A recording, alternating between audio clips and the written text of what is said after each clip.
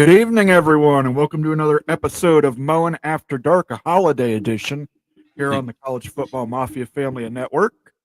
Hopefully, everybody had a good weekend. First round playoffs for this weekend. I don't know. Seemed like some interesting games went down. We'll talk a little bit about them. We're going to have some tweets. We're going to talk to our favorite SEC coach, Lane Kiffin. Should be a fun time here tonight. What did you think of the games yesterday, Rock and Rant? They pretty much sucked, like if it's all said and done, like being real about it, there's, you can agree that the games sucked and not agree with the narrative retroactively around them. So, Indiana game, pretty much garbage time points, whatever. SMU, basically imploded on themselves and was over before it started. And then Penn State, to their credit, took the gift and then piled on more gifts of their own. Texas almost let Clemson get back in, Clemson had a chance there, made it closer, but, not unexpected. And, it's very hard for me as somebody who's still reliving the 2002 BCS championship game in Ohio State and penalties to actually be thrilled about an Ohio State victory, but color me thrilled about a thrashing on that game. So that's my high-level summary. Yes, indeed. If you're watching for the first time, would you consider giving us a like and a subscribe? You can like even if you're watching us for the 900th time. But definitely, if you're looking for college football content, we have it here at the College Football Mafia Network. We've got the Big Mafia Show, the Big 12 Mafia Show, Big Freaking Fridays, Mowing After Dark, Wild Ute University. So much stuff that you could basically throw Lane Kiffin at it. So let's start off with Indiana versus Notre Dame. Not a great game for Indiana. Not a great game for Indiana. Not a great game if you're Kurt Signetti and you go on game day earlier and talk like high-level trash and then play like a dumpster full of trash.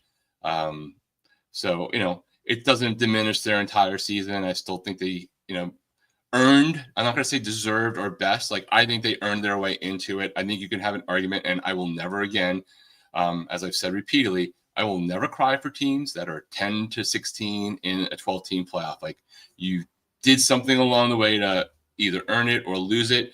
But I also don't care whether or not you make it or not. And that includes my own school based off of what they didn't control and leaving it to the committee. So brutal game.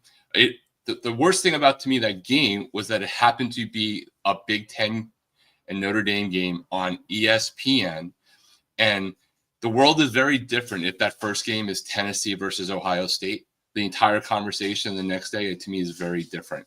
But because it was Indiana and because it was the Big Ten and it was ESPN, who has no contractual deal with them whatsoever and has dealings with Notre Dame as part of the ACC and hoops, but doesn't generally broadcast home games for Notre Dame, it just set the stage for what happened the next day, results aside.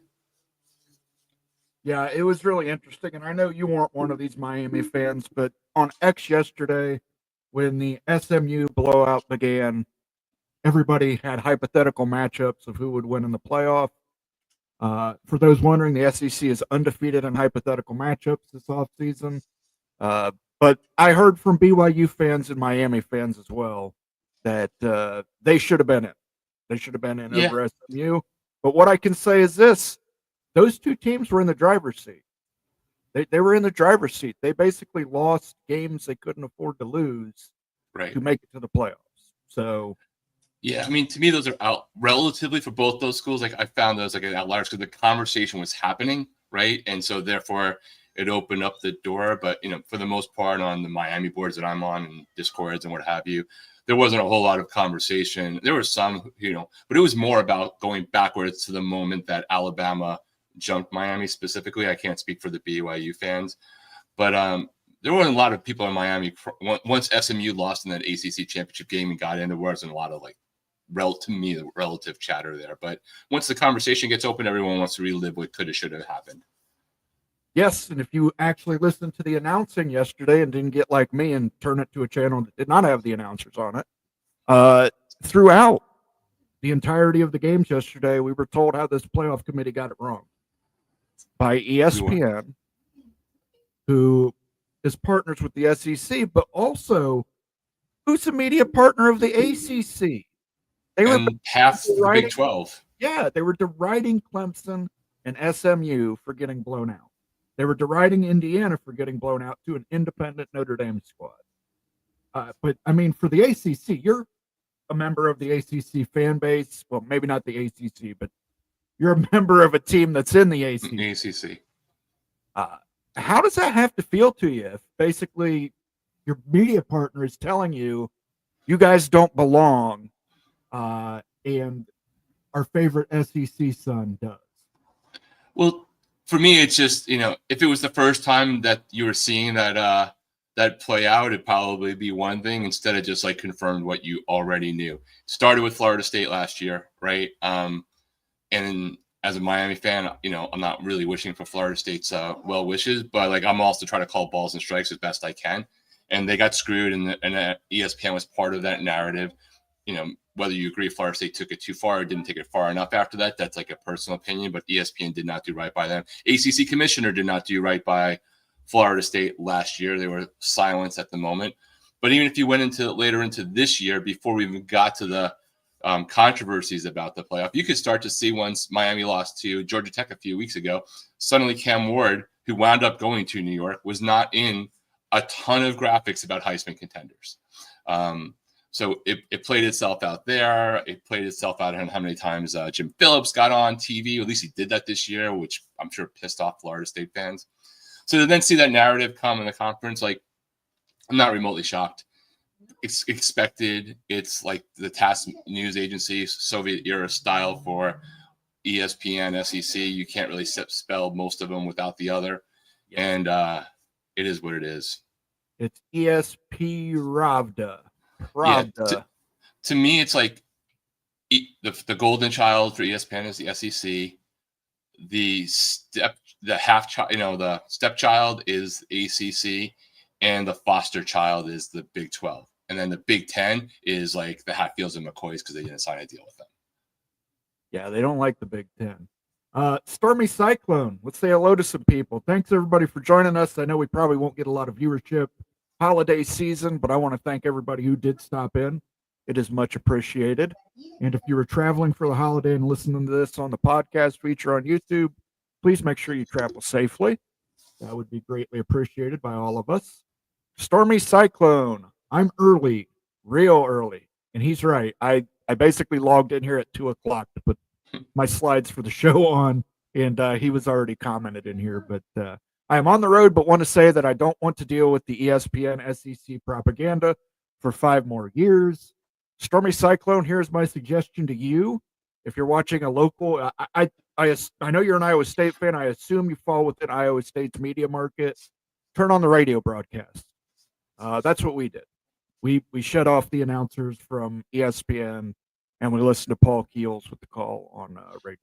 So yeah, and if you use like Odyssey or one of those apps, you can like pause it to get it into sync. Sometimes there's a little bit of a gap, and you can figure out whether your TV is ahead or not, and just get it pretty close. That's what I tend to do. Or sometimes I'm listening. I mute for the most part the audio, and I listen to somebody else doing like a watch party that does some degree of play-by-play, whether it's Greg Flugar or others on specifically to the team to do that and get away with having to hear stupidity for 3 hours sometimes. And some of them have secondary audio available, so you can switch it to the Spanish broadcast, and even if you don't speak Spanish, it makes a lot more sense than what ESPN's pumping out there. Yeah, I actually thought that the coverage on the TNT games wasn't too bad. It was less Baghdad Bob, and it was ESPN Productions, but the other games were pretty brutal. Ryan Willie, Stormy Cyclone. Well, ESPN talking heads get their marching orders from the SEC. Unfortunately, that's all we'll hear from ESPN. Not wrong. But one thing I will say about this, the TNT, they were less biased than the ABC ESPN games. But the pregame shows and all the talking heads in between, you were right back to bias. So Nathan Campbell says hi. Good to see you, Nathan. Clay Johansson. Go ahead and say it, Rock and Rant. Go Blue. I am still a proud member of the lunatic fringe here at Ohio State, as Kirk Herbstreit would say. Well, apparently you guys grew from like 8 to 10 to 15 to 20. So yes, of course. I know somebody else who has a body count of 8 to 15 to 10 to 20, and they're not his wife. Leave that for what you will, guys. Allegedly, that person. Nathan Campbell says, "Hi guys and happy holidays." Happy holidays to you as well, Nathan. Happy holidays to everybody in the chat. Bob Swanger's in the house. He says, "Good evening, everyone. Good to see you, Bob." Laura Weiss, hey y'all. Good to see you, Laura Weiss. Texas Tech Red Raiders. I'm going to go back up here and tell Clay something. Clay, I'm not going to root for you, but if you beat Alabama, it might not be such a bad thing. I don't know. Caleb Ramirez. Excellent. Caleb Ramirez is in the house. He says, "Hi, all." Caleb's dad actually was down at the shoe yesterday to see the game. Coy says, "Hi, all." Good to see you, Coy. Did you get well mowing? Well, not yet, but I've got a doctor's appointment on Tuesday, so she'll probably give me some antibiotics and it'll clear up. Clip Moses says, "Blowouts everywhere, but it could have been worse. LOL, throw in an extra SEC Big 12 team." It's actually that it could have been worse, but it's actually really on par, to be honest, which we can get into later. Antoine Codes, hey y'all. Hey Antoine, hope you have a happy holidays, Merry Christmas. And I'm looking forward, hopefully the Arizona State Sun Devils do the second funniest thing ever of this playoff. RT's in the house. Good to see you, RT. Sam Kim, all first round games blowout. Clemson almost gave Texas the game. Very disappointing. Skaven, yes. Go Big Red. Good job, Bucks. Thank you, Skaven. Got a super chat here from the Evil Badger, Ryan Willie. ESPN's Matt Berry and Finebaum said that there aren't 12 teams worthy of a natty. Sounds like they want the old system. I will let you go ahead and rant on it. Just let me finish getting through the hellos here. Our draw, Indiana getting flack for being in the playoffs when Tennessee was the worst game. We will talk about it. We'll break it down. And then finally, CFB peek around the corner with Greg Pflugar. Thanks for doing this show, Moan and Rock and Rant. You two are the greatest, no matter what Lane Kiffin says about you guys. Thank you so much, Greg. Coming from you, I appreciate that very much. Greg, you spelled his name wrong. Have respect. It's Lame, not Ne. Lame Kiffin. We're going to get to Lane Kiffin. Thanks for being here, Greg. I want to thank Ryan Willie again for that super chat, Ryan. I'm going to give you a little applause here. Much appreciated. Wish you a happy holiday as well. And now we will talk about what Matt Berry and Paul Finebaum said this morning. We'll talk a little bit about it later on, but I want to let you get your rant out because I knew you've been percolating on this one since you sent me that text this afternoon. That is literally the most asinine argument in all of sports when it comes to playoffs and championships. There are 14 teams out of 32 in the NFL that make the playoffs. As an example, there are 16 teams out of whatever 30 something in the NBA. There are I don't even know. I can't keep track with baseball. Baseball is relatively small, but even with the expanded playoffs with the wild cards and stuff, it's whatever 12 or 14 teams that could do that. For you to sit there and say that 12 teams out of 133 aren't necessarily deserving, it goes counter to every other single sport in professional sports and in college sports. Last week we showed this. Right now, the college football playoff with 12 teams is the lowest percentage of teams making it into the playoff round of any major sport in college sports, from JUCO all the way up to FBS, from women's basketball on down. It literally makes no sense what they're saying. Why is college football only in this division the only one that's supposed to be special and only have 2 or 4 teams in there? Like, you can have that and it's fine, but to act like this is not the outlier versus everybody else and then justify that people don't deserve it, well, then all those other sports are doing it wrong, right? Every single other sport, including the professional side of the equation, are doing it wrong, but just the old school way that they're talking about is the only right way to do it. Coy wants to know who is the guy under Lane Kiffin in your picture. That is AI refusing to make Kirk Herbstreit anything other than a big fat crier.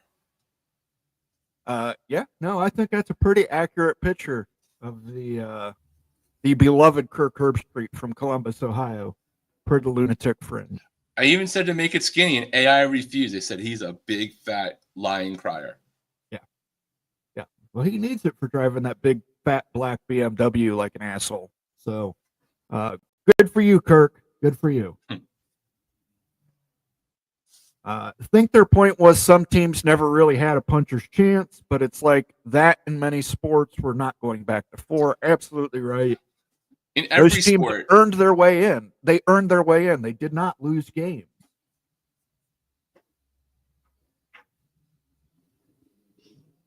all the best teams are in the playoff ultimately. When it's all said and done, all of the best ones are there.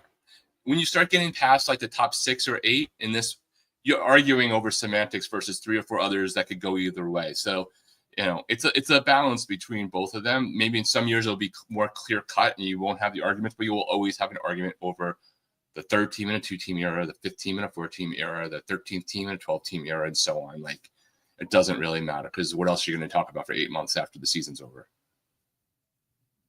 Speaking of which, you're right. There were some pretty much non-competitive. They were all pretty much non-competitive games.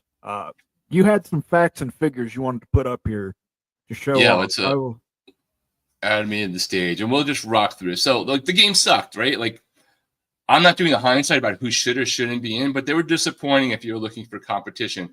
But there's also, like, here's the reality of life. So in the BCS era, pre the playoffs, the average margin of victory when we were just picking 2 teams from computers or whatever form it was 16 points. Sound familiar?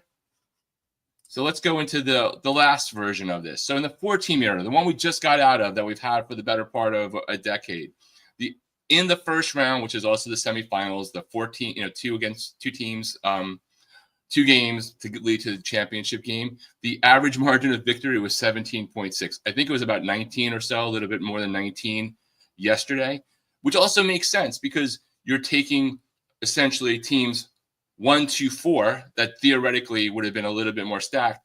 And you're not just doing like teams 4 to 12 or 5 to 12 yesterday, right? Because we're not doing just we're doing weird seeding situations, which I think is probably the one thing I can agree with going away.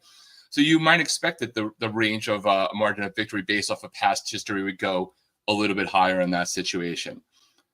If you go to the championship, so 65% of the games in the CFP playoff era were 10 points or more, and 35% were 17 points or more. So the dramatization that all the games were close in the past is a crock of shit. The championship game in the 4-team CFP era had a worse situation. The average margin of victory is 20. Granted, there's some outliers there, so like the median's a little bit less, but it's literally 20 points, which is actually more than we saw this past opening round. And the SEC championship game over the last 20 years is 17 points difference in the margin of victory. And I had somebody sit there and say, well, what does that mean? And, that means nothing because those teams couldn't compete in the SEC.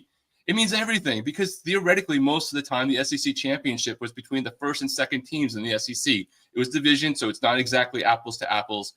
But that would have been the equivalent of like the 2nd team and the 6th team playing this year, or the 2nd team and the 8th team with Tennessee, or 9th team with Tennessee seed.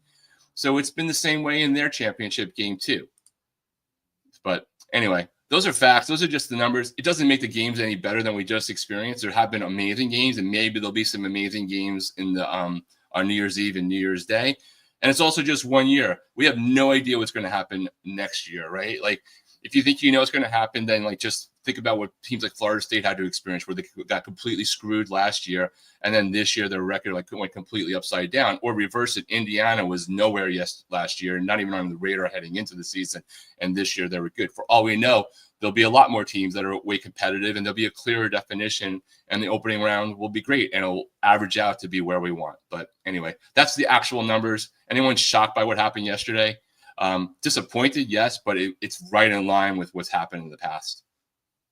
That's right. In other words, plug your ears when ESPN comes on and check the actual numbers. If you check the numbers, if you do the math, what they're telling you, they're full of crap. And the thing that drove me crazy the most about it, Moen, wasn't that is that if ESPN they have a whole team of statisticians, right? People who are dropping nuggets left and right, and they can go back in the right moment where they wanted to and say that in 1955, the Chicago Bears running back scored on the 3-yard line 94% of the time. They went back in time, not even just the time that they were around, to get all that data from either their sources or other data sources that have done that. They know this stuff, right? It was only after Tennessee lost that it started trickling out into the ether, and mainly from people that are not on ESPN. So they're just telling you what they want to hear and creating a narrative. And it doesn't mean that the games were good, and you can argue about who got in those last spots, but they chose not to frame things this way in the moment. They wanted to have the narrative that they had. Yeah. I mean, it's, that's why tell full truths when you can tell half truths. DeReal MVP 24 says, is the goal of the CFP to get upsets like it is in every other college sport? Just because we haven't had them the first year doesn't mean we won't, and we might see one in the next round too. I mean, Ohio State looks really good, and Oregon's been sitting at home, so that could be an 8 upsetting a number 1 seed. Well, the other thing too, if you listen to Greg and Peek Around the Corner last night, it was a good reminder. The way that this playoff actually existed was having to make compromises amongst the 9 commissioners to get it approved and going. Right. So if you didn't have some things where there was an automatic qualifiers and the buys and the G5 having a path, we wouldn't have the playoff, and you'd still be most likely in the 4-team era.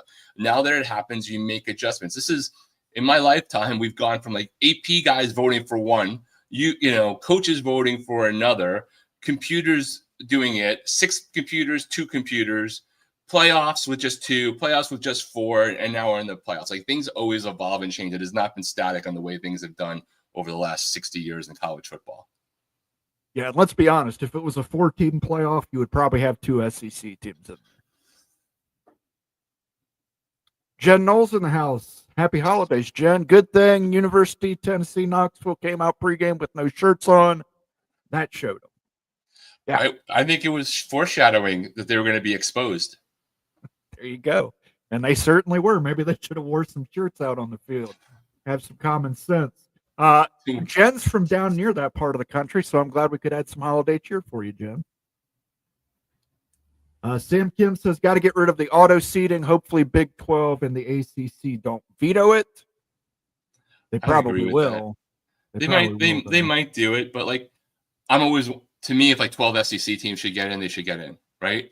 If 8 Big 10, I don't like any of that crap of seeding and automatic bids. Personally, figure out who's going to be there. If you wind up being in the 9 to 12 spot or the 13 to 16 spot, I got no sympathy for you one way or the other. That means at some level you didn't take care of your business and just let the best teams in regardless. And a lot of times you'd have had some of the G5 in there and based off of the past history.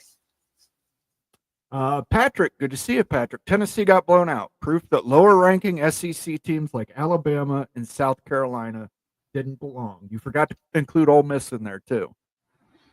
Forgot to include Ole Miss, and we will talk about that. Let me just say hello to Clint Moses.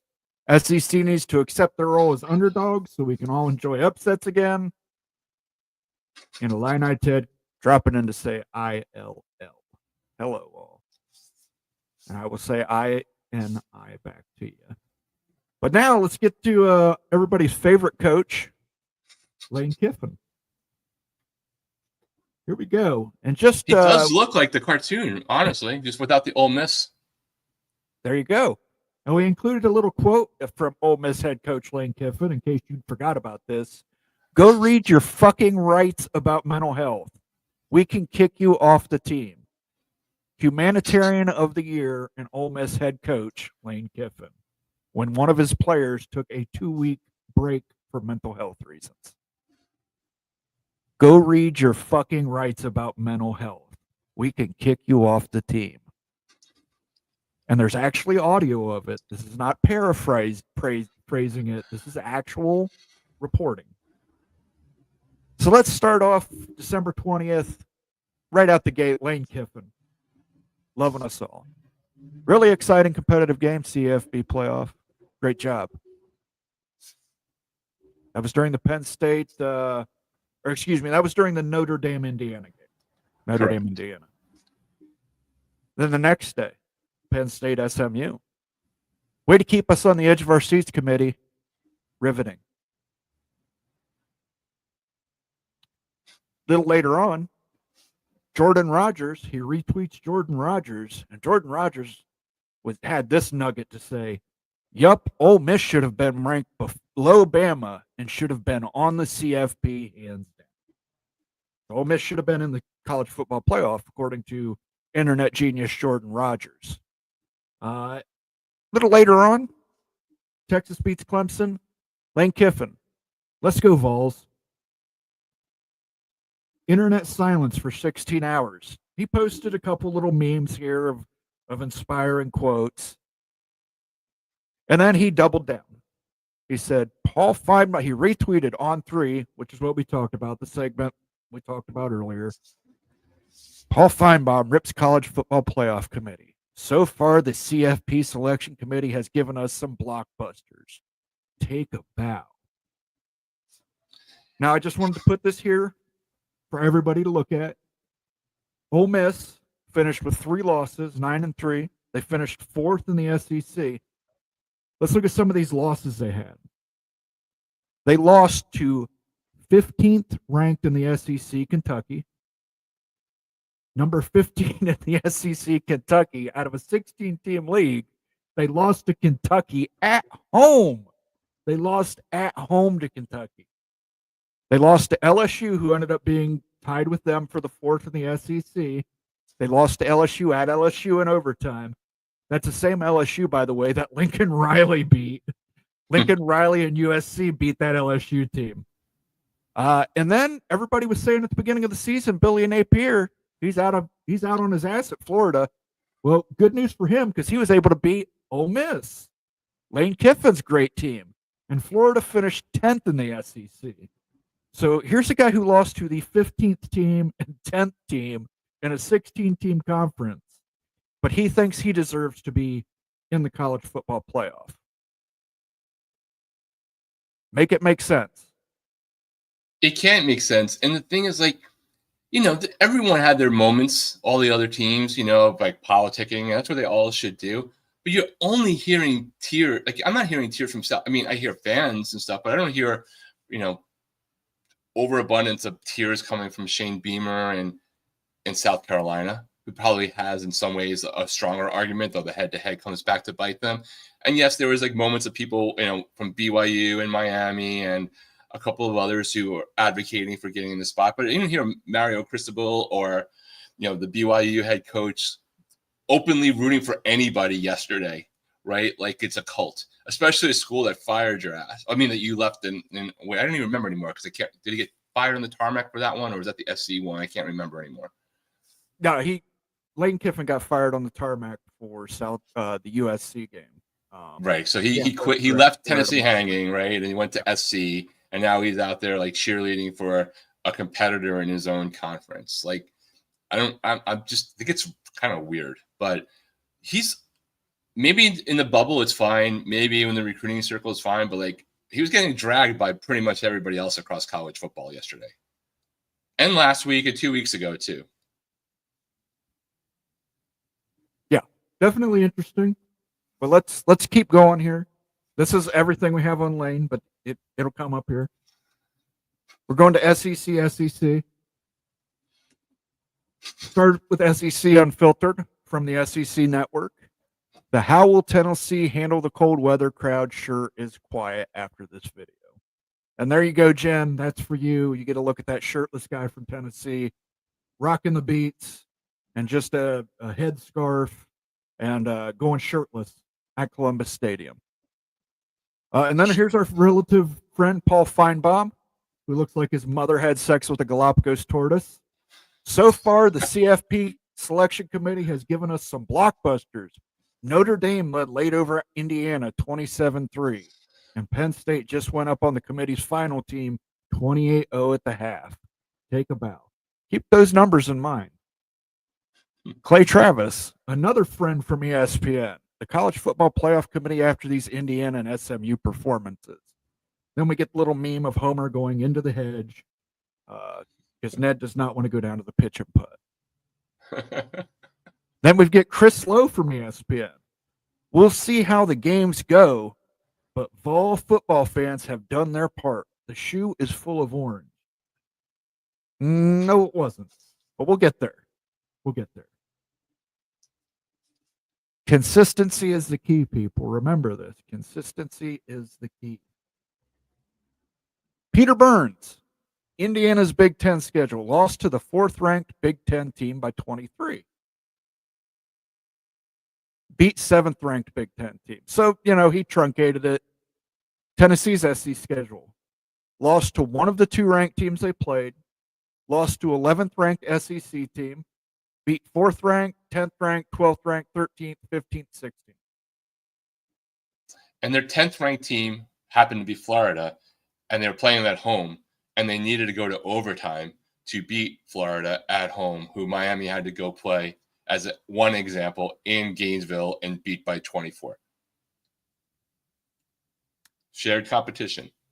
And then here's my favorite tweet of all yesterday. Joel Klatt. And I don't see eye to eye with Joel Klatt on a lot of things. Almost ever, man. He's like almost as bad to me as Herb Street is at times.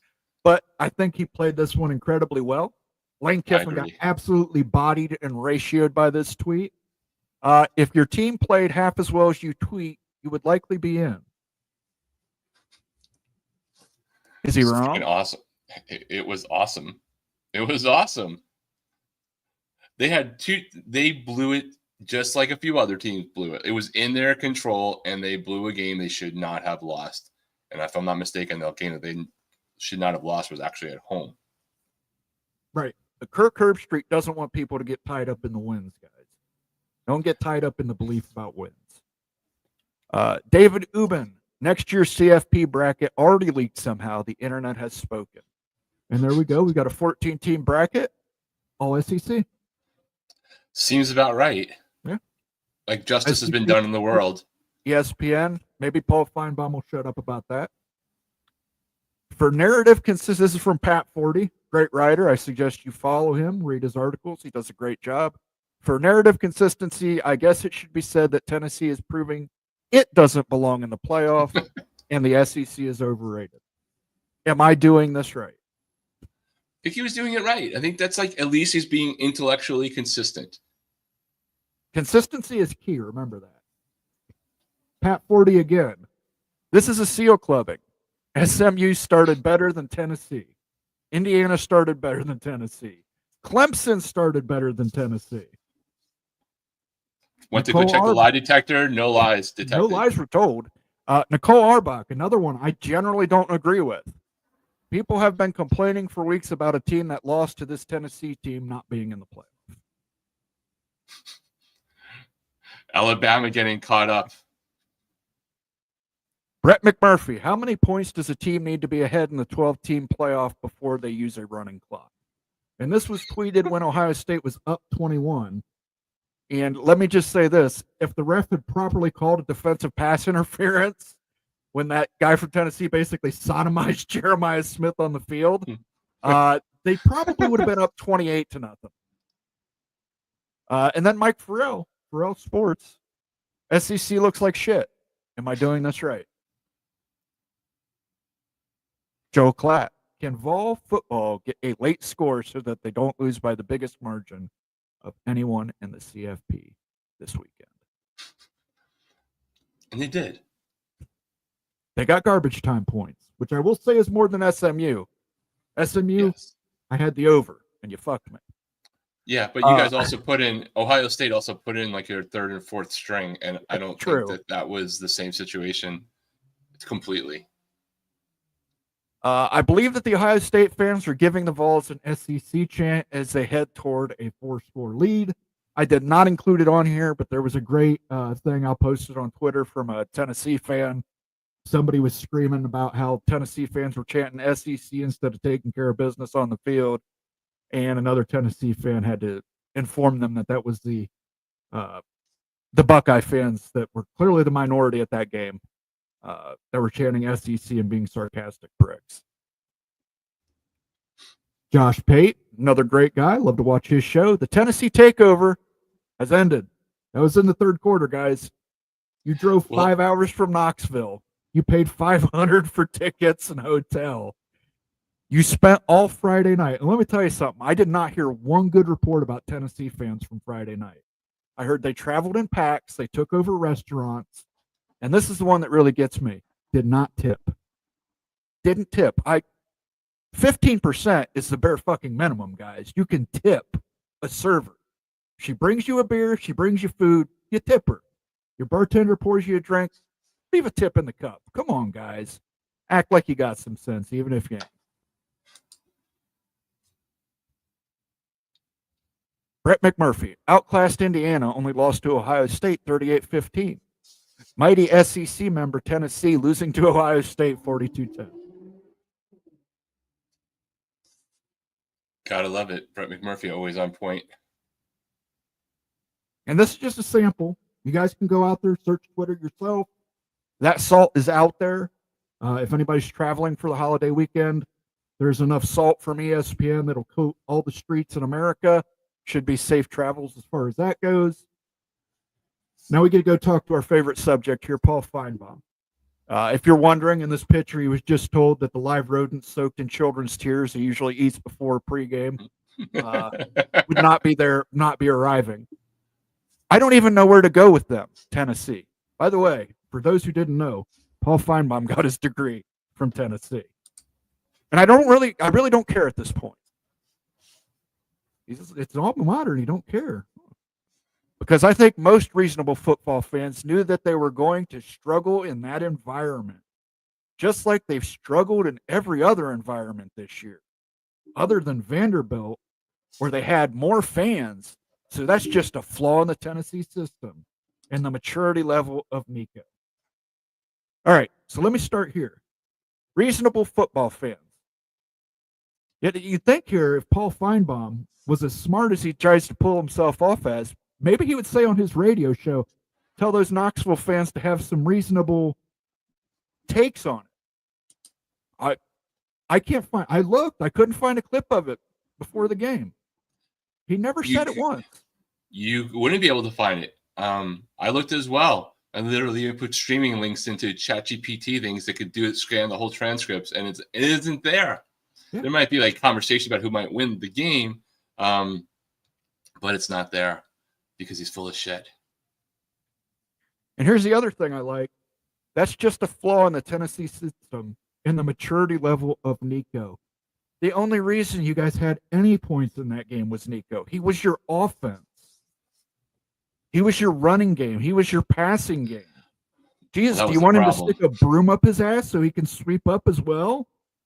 Talk about maturity level, Paul Finebaum. This guy is, and say what you want to, Bill, but Nico, he was taking hits all night. Even when he was running and getting positive yards, he was taking licks and got up and did it. That is, yes, he's a freshman quarterback, but you know what? To have Paul Finebaum come out here and second guess you the next day and say, well, that loss is the maturity level of Nico. Poor Nico, like almost had his head fractured on that with his helmet cracking. Like I don't think I've ever seen in a college game. In the early parts of that game, he was getting hit so hard. Yeah, it's unreal for Paul Finebaum to say that it's the maturity level of Nico that caused the loss. The loss was caused because Tennessee just didn't belong. So let's just say what it is. Ohio State blew the doors off of Tennessee. That game should have been 28-0 at one point. The refs basically gave them a field goal. They didn't score. They scored a touchdown in the first half. They made it a little more respectable. Did not score again until Ohio State had their fourth string in. Yeah, this revisionist history is so insane. I mean, it's like Belichick telling the Jets he was interested in their coaching job after shitting on them for 25 years. And this is a Tennessee alum, guys. By the way, I don't even know where to go with them, and I really don't care at this point. Gotta love it. He graduated from Tennessee, but he knows Alabama pays the bills. So let's hope that more Big Ten teams beat SEC teams in the playoffs, and we can look forward to more stunning examples of hindsight from Paul Finebaum that is absolutely undocumented. Yeah, it's just tragic that the seeding went the way that Oregon and Ohio State are going to cancel each other out one way or the other. But I'm continuing to root for their downfall, and it's again like because I know someone's going to come in. I'm actually waiting. I believe the SEC is the best football conference from top to bottom. I also think it was overrated. But even if I didn't think it was overrated, the crying and the whining is so ridiculous that it's damaging your brand, and maybe not to your cult, but to everybody else, it sounds pathetic, right? It sounds pathetic. Miami shouldn't be in the playoff. I'm fine that we weren't. I wish we were, but like I understand, and we could have controlled it. I would have lost my mind a little bit if Alabama had been in, but when that didn't happen. But stop crying. You guys have gotten every single way you want. You have voting shares. You have the biggest TV deal. You're diminishing your brand from a pure brand perspective. It's stupid. Politicking to do the right thing for your team, Sankey being out there could be annoying, but I understand it. But there's like a when point, and they've gone way past the when point. Yeah. And by the way, if there was only a scheduling agreement so we could determine who was the best conference, we could schedule games against each other right at the beginning of the season. I don't know. Just a thought. Why would you want to do that? Illybuck says bragging rights, baby. Marcus Williams, I can't stand the SEC sometimes. I hate Ohio. It's Ohio State. You know that. But to see ESPN and their lackeys meltdown was so satisfying. I hate that school up north as well. But I 100% agree with them. Yesterday, the SEC fans, before that game started, it was we. After Tennessee lost, it was no longer we. It became, well, Tennessee was actually only the fourth best school in our conference. And really, South Carolina should have been in there. It should have been South Carolina. They were playing so hot that it should have been South Carolina. But this is my problem with SEC folks. It's we. But then I hear that from fans like Vanderbilt. And I understand Vanderbilt had a good season this year, but Vanderbilt ain't won any national championships. It's been Alabama. It's been Georgia. It's been Florida, LSU. Those are the teams that won national championships. The we stuff from these teams that have not even played in the playoffs. South Carolina, we. No, you didn't. I don't say the Big Ten won a national championship last year. Michigan won a national championship last year. It wasn't we, it was them. Did my conference, did somebody from my conference win a national championship? You damn right they did. And that pisses me off to no end because it was the wrong team. And if Oregon wins the national championship this year, it won't be the Big Ten won another national championship. It'll be, again, the wrong Big Ten team in my eyes won the national championship. Same thing if Penn State went.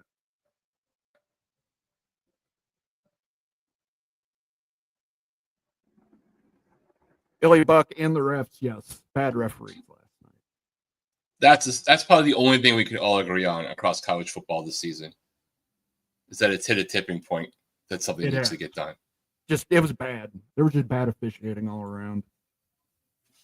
Here's a BS narrative. South Carolina is hot and nobody wants to play them. Those wins over Vanderbilt, Missouri, and Wofford were really tough. I mean, South Carolina is hot, and a lot of people wouldn't want to play them.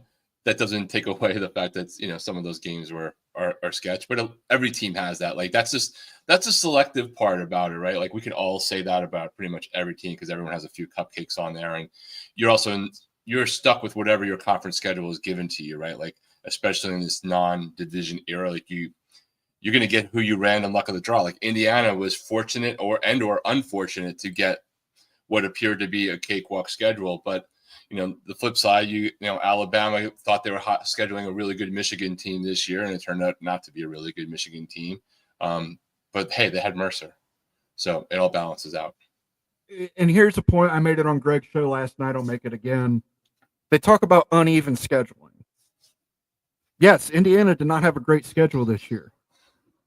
Indiana didn't know that. 2 years ago when that schedule was put together, they were playing Michigan and Washington, who just happened to be the teams that were last year's national champion and last year's national champion runner-up. How would they know? Do you want them to just seed the playoffs or the schedules at the beginning of every season to put best on best? You don't know. You don't know. We didn't know Indiana was going to be 11-1 this year. We didn't know they were going to be good. Dumb logic. Dumb logic. Jen Knoll says, Merry Christmas. It's been glorious. She's definitely having fun down there in Tennessee. I'm glad we could bring a little joy to your Christmas season there, Jen, because I know Florida State hasn't done it for you this year. Laura Weiss says FLK. So that'll be the new CJK5H. It'll just be hashtag FLK. Throw it up in the chat. You know what it means. Steve Moser, if you do away with the automatic buys for league champs, you need to also do away with the committee and media knob slobbing on certain leagues. Well, the media knob slobbing on certain leagues is going to happen. Like, they're going to do what they're going to do. They have their favorites. They have their deals. They have their view. Like, they're going to do that. I don't even have an issue with it, except for when the facts change or you go down one road, be consistent in how you apply it, right? Like, if you went off on Indiana on Friday night, so be it. But when the narrative changes and Tennessee gets rocked like they did by Ohio State, who everybody was wondering whether they would even be tough after what happened with the Michigan game and not getting to the Big Ten championship game, then you should sit there and say, well, wow, Tennessee got rocked worse. I was wrong about my analogy. Then you can get some credibility. Like, the people that I watch and listen to and respect are the ones that can put up a mirror to themselves and own it when it's a mistake, right? Like, you can have a hot take. Everyone has hot takes, but you're going to get a lot more credibility with when your hot takes are off or evidence changes and new things appear that counter what you had. Then it's a very different conversation when you go into denial and go radio silent for 16 hours or don't acknowledge the elephant in the room, or like SEC Twitter basically disappeared like somebody farted on X last night, right? Right about the time it was 21-0. All the big talkers were gone. The Big Lubbock, you should only have an auto bid for the top 4 conference championships, but no buys.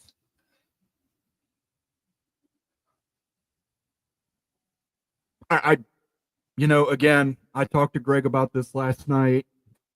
Whatever format we have, we're always going to have somebody upset. If we went to 128 teams, number 129 would be upset. The only difference, right, is everyone debates about the last 4 in and the next 4 out on in a basketball tournament. But those are it's interesting for the moment, but no one's really freaking out because they know the best teams are in. The best teams are still in, right? Yeah. There's 300 and something schools that are eligible for the NCAA basketball tournament. There's only 133, so proportionally it's still weighted. You might have missed somebody that you could make a substitute for 11 or 14 or BYU for Indiana, but the top teams are the top teams, right? I'm not talking about the seeding. I'm not talking about Boise State. I'm talking about the top teams, the 4 or 6, the ones that people think really could win a title. And there's no way that nobody else will win because Northern Illinois would never possibly knock out a Notre Dame. That's right. It did happen. It did happen. Yeah. I mean, but again, obviously they got it right because the top 8 teams are still in it. Right. Yeah. Sam Kim says apparently Kiffin had a nasty spat with Dick Vitale. Who does that? Yeah, I don't know. That's messed up, baby. Yeah. Lane Kiffin. CFB peek around the corner with Greg Flugar. Prabula decided between Missouri and Iowa. Indiana now front runner for Fernando Mendoza. Are you going to make a run at Devin Brown, Greg? Are you going to make that run? Dude, Tennessee loss has nothing to do with any other team. All home teams won big. Indiana, whom y'all bragged on, got blasted. Really? Was Indiana down 21-0 in that game? Should they have been down 28-0? if I could jump through the screen right now, I would. The entire narrative on social media and ESPN was that there is a transitive property about a team losing to the rest of their conference. The entire frigging thing we're talking about is that Indiana didn't deserve to be in, but SMU means the ACC completely sucks because SMU lost to Texas, to Penn State the way they did, right? The entire narrative is like, well, if this team did it, it's because the conference sucks and you can't value their wins the same. So to sit there and say that literally blows my mind. The Big Ten has been OSU only forever, but the Big Ten has had Michigan State, Michigan. Penn State should have went to the playoffs one year. There was one year Ohio State went and got blown out 31-0 by Clemson. That's a year Penn State should have went, in all seriousness. So, I mean, can't say it's only been OSU. You've had Michigan, you've had Penn State, we've had Michigan State in there during the 14 playoffs. I think it's very possible that if Alabama had made it in the spot of whether it was SMU or Indiana, that game that they played could have gone a different way. Like, it's entirely possible, maybe even more likely than either of those teams winning. But Alabama also lost to Oklahoma, right? Yes, that was a terrible loss. So on the road, and had 3 losses. And I think Miami probably would have had a better chance of faring well in those games too. But Miami blew it on the field.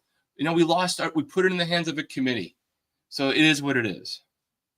Yeah, and for being such an immature guy, Nico did beat Oklahoma. If you were wondering, Finebaum, Nico did manage to beat that scrappy Oklahoma powerhouse.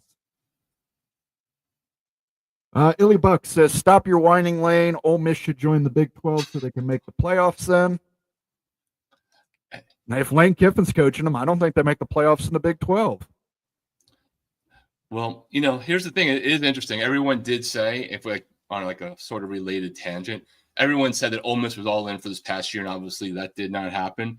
But it's very clear that they're not just in for the last year, right? They didn't just ramp up because they're spending a ton in the portal. They did good in recruiting. So they're definitely continuing to be in for next year. It's not like this is the only chance at the brass ring that they were going for. Was that you, Mo, and chanting SEC, SEC, SEC from the luxury of my home? I'm still getting over this cold. I had many opportunities to go, but I said I will stay at home where it's warm. I understand that it was 17 degrees there yesterday, not including wind chill. That's mighty cold. Mighty cold. How does the Big Ten cheer go, Moen? I'm not familiar with it. We don't have one. We don't have one. I think that answers your question, though. I think you knew that.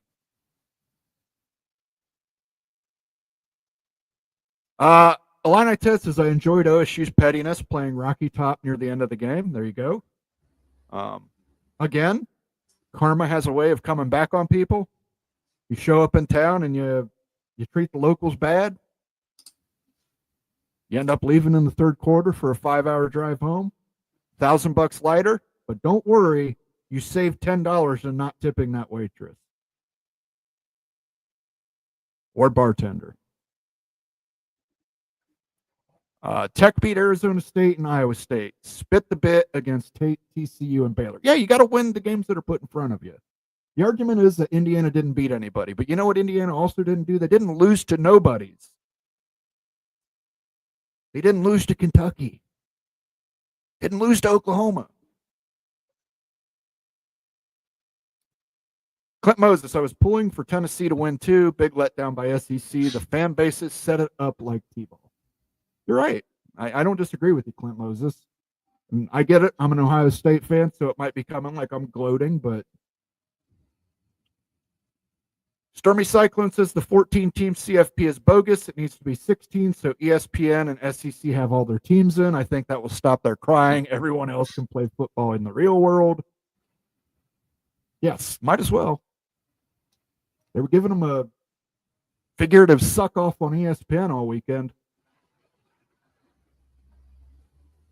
A lot of reasonable talking heads were picking the balls and the points, just saying you're absolutely right. Heather Dinich, who happens to be employed by ESPN, said before kickoff, that was a pick'em game. That was a coin toss.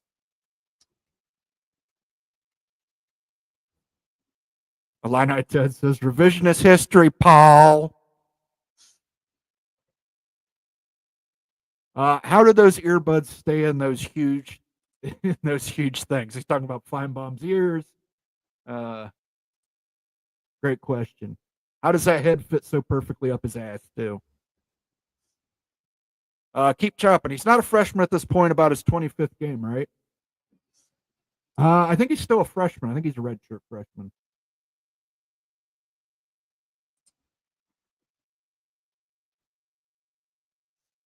Roll Tide roll again. Guys, be realistic. The SEC has blasted the big in bowl season traditionally, including OSU. There are only about 4 teams in this country who can legitimately win the Natty. Tennessee is not one of them. So then why are there tiers? Because those 4 teams are in the playoffs. So, like, why is everybody complaining? Yeah. Right? If that's the case, if it's 4, 6, whatever, they're all in. So we're just arguing about who does the filler to give us more games then. So, like, why is Paul Finebaum crying? Yeah, why is he crying about Alabama? They don't have a chance. But South Carolina doesn't have a chance. They're not one of the top 4. Why should we be letting those teams in?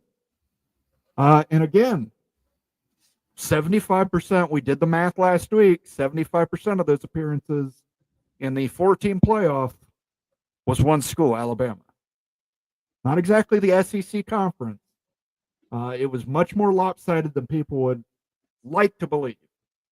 Yeah, look, Alabama deserved a ton of. There was maybe 1 or 2 that were, you could argue one way or the other, but for the vast majority, it was unquestioned that Alabama deserved to be in those playoff games. Marcus Williams, let's be real, Mo, and Penn State ain't winning no natty. They've got the easiest path.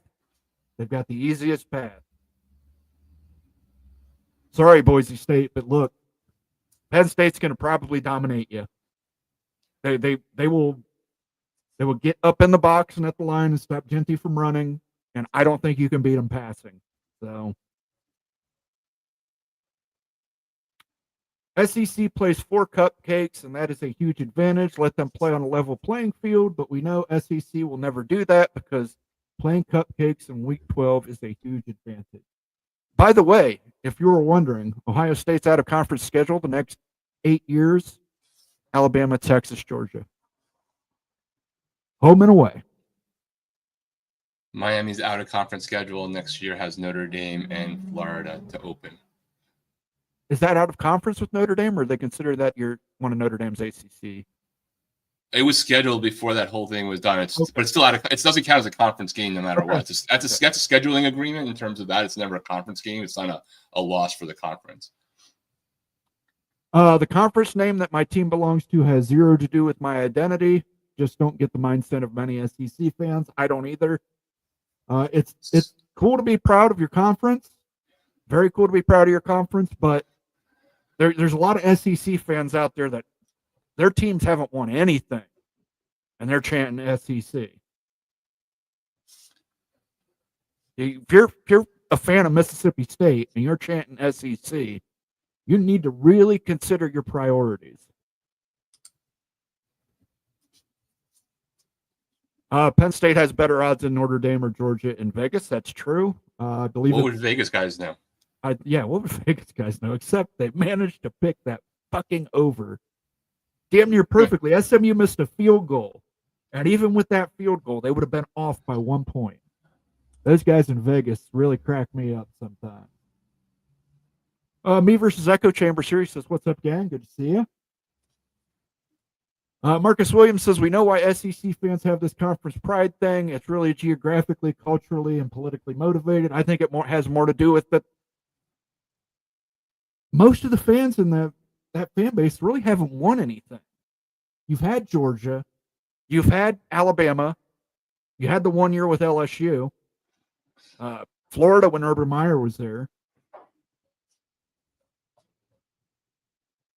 But I mean, there's really it's been mostly Alabama. We did the math. The facts are the games were poop, and I will be interested in the TV viewership. Overnight numbers had Ohio State, Tennessee is the number 1 game, 6 million, 6.1 something, and then behind that was Indiana, Notre Dame. The two games that aired on TNT only got about a 3-point something. Coincidentally enough, those aired against NFL games. Those two that aired on TNT. Also, keep in mind that TNT is a pay channel.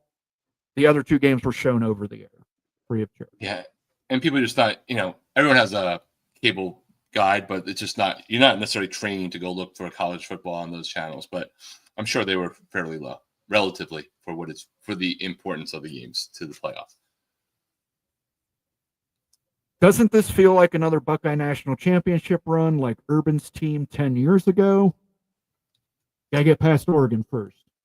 We can get past Oregon. I think we can make it to the final.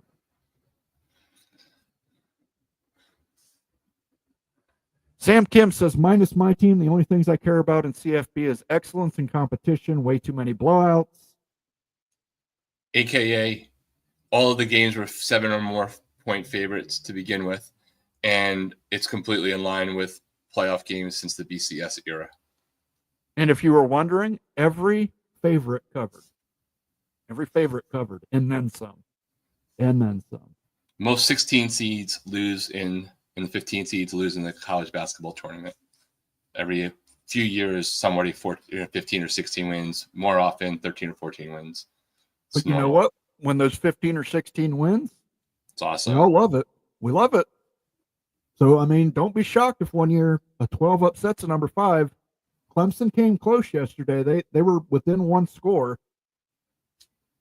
Well, if Alabama had been the 12th seed, Clemson for sure, but if Alabama had been the 12th and been in, I don't know, they probably win that games 4 out of 10 times with this year's team, because when they're good, when they're the second half of Alabama, Georgia, they're really good, right? So that game is in that team to do it. The consistency is not, but the moments of blowing somebody out. If the right team gets a bad loss in the playoff, then all of a sudden 5 other teams, 2 or 3 other teams, could actually have a chance of winning because that team is no longer in their bracket.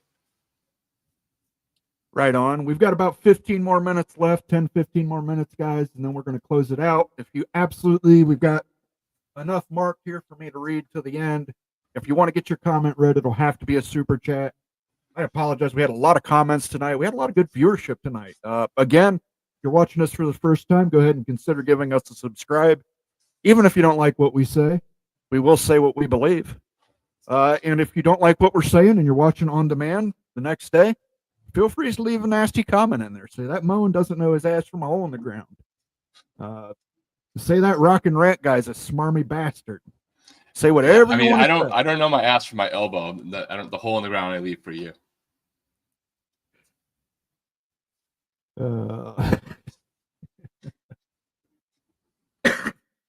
Illini Ted says, so when the seedings were released, the SEC talking heads said, time to schedule OOC cupcakes.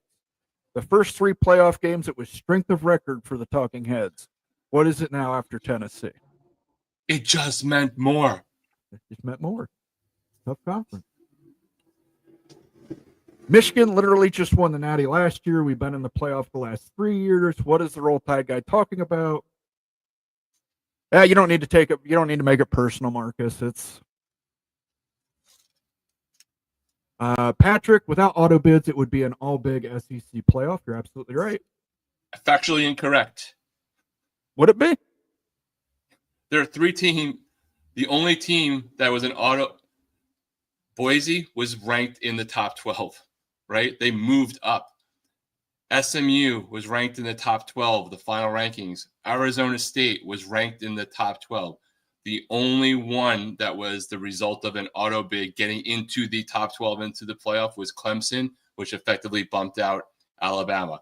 I will grant you a possible argument that if there weren't the issues with conference title games, then maybe or maybe not with SMU, right? To protect don't lose that game and be penalized because everything was locked. But Boise was ranked in the top 10, right? They were getting in with or without an auto bid. So SMU was in the top 10. Arizona State finished 12th in the final rankings. They didn't get moved up. They all moved up a spot in the rankings. And then Alabama, as the 11, lost it. And Clemson jumped in because of the title game. Patrick, only reason other conferences get represented is due to auto bids. Yeah, that just didn't happen this year, dude. Like, I don't know what to tell you. You can sit there and say that maybe things got political in the background, but like from an actual rankings perspective, what they put out, that's not what happened. Conundrum, good to see you, Conundrum. Smart Buckeye fans sold Vols their $500 tickets, watched the game in their warm living room, and are using the cash to fly to Los Angeles for New Year's Rose Bowl. That's going to be a hell of a game. Yeah, and if you've been a friend of the show or anything for a while and you're heading out to LA, Pasadena for the first time, and you're on Twitter and you want some thoughts or suggestions of things to do that aren't on the obvious zone, DM me on Twitter. I'm happy to give you a guide of a couple of things beyond the usual suspects. But the usual suspects for that first time to go into the Rose Bowl are pretty damn awesome.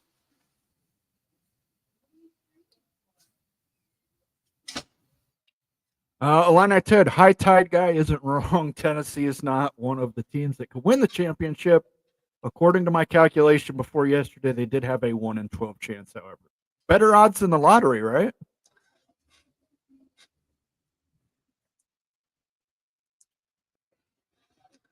Frustrating watching such bad QB play. Wish we could have played correct against the Kansas team. Sco Buffs.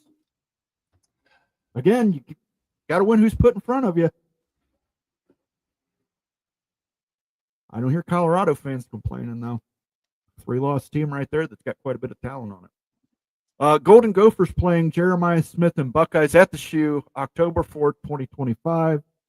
On October 5th, 2025, there will start 3 days of darkness in the state of Ohio. The only way it's going to be dark in the state of Ohio is if the fat guy from Ohio stands next to the fat guy from Minnesota and block out the sun. Moen, I got to tell you, you guys are so lucky that the NFL rules are not the NBA rules, because Jeremiah Smith would be number 1 in the draft this year. You're absolutely right. That kid is open more than Waffle House.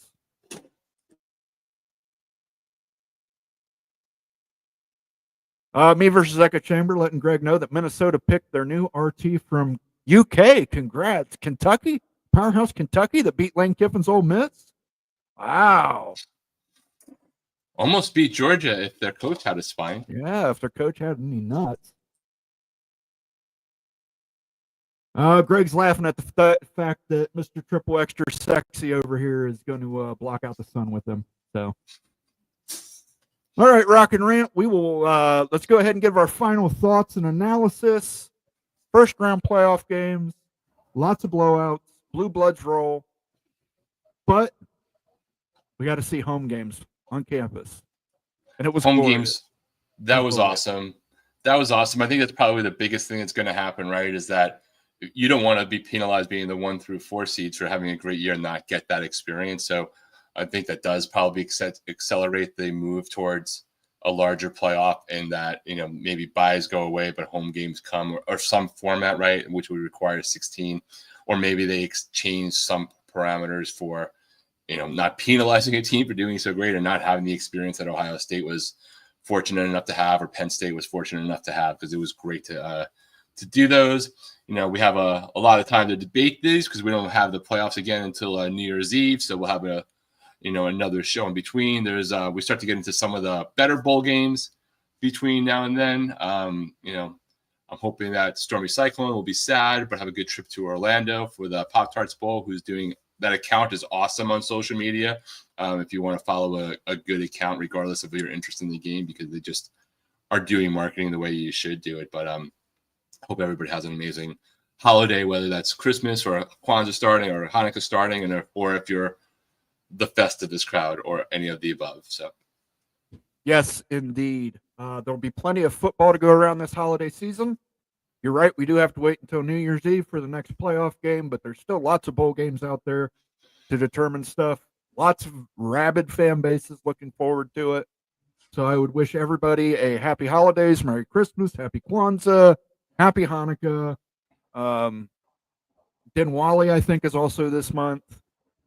Annual Gift Giving Day, Festivus, National Sit in the Corner and Rub One Out today. I don't know. Whatever you guys want to celebrate celebrate it. Do so in a safe manner. Make sure if you're doing that rub one out that you're doing it in your own home. I'd be very upset if I walked into a corner of Wendy's and saw someone doing that. So please make sure you do that one at home. For myself, for Rock and Rant, we will see you guys next. I'm dead. We'll see you guys next Sunday. Tomorrow night at 8 p.m., Big Ten Mafia show on the College Football Mafia Network. We'll be breaking down the Big Ten games from this past week and previewing the Ohio State and Penn State matchups coming up. And we'll end it with this guy. Swish came in, says, "Old Floppy Rock just got beat 42-17. I like it, Swish. If you're new here, make sure you click that like and subscribe button. We appreciate it. For myself, for Rock and Rant, we will see you guys next week. Peace out.